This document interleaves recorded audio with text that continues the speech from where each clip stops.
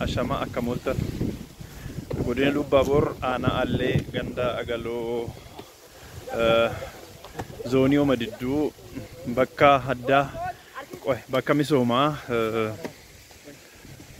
Barkalle Jirra Humni duuba kanatti argitanu humna ijaaramanii oomisha shaayee ganna bara 2016 fi asitti ijaaramanii hojjetan dargaggootaadha, hojii dhabdootaadha.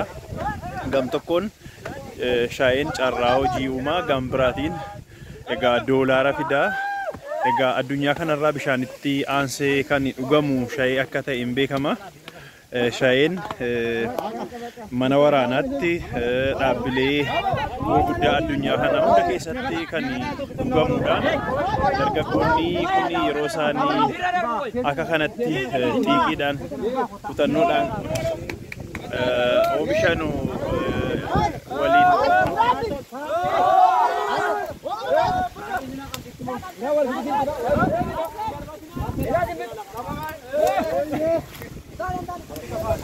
Egaa baay'ee namatti tola. Yoo tokkoomne yoo gurmoofne raadiyoo jechuun akka danda'amu asirraa arguun ni danda'ama.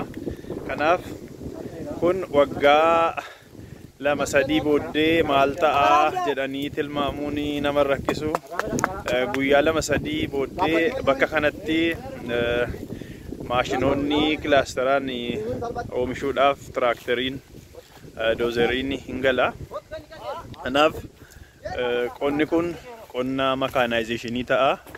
Bakki kun egaa dargaggoonni kun qophaa'aniiru. Bakka kanatti mareen garaagaraa godhamaa jira. Hoggansi aanaa jira. Ogeessi dabalataan dhufeera. Bakki kun sheelterii bakka yeroodhaaf keessatti boqotanii karooraaf sagantaa garaagaraa baasanidha. Daanuu namatti tola.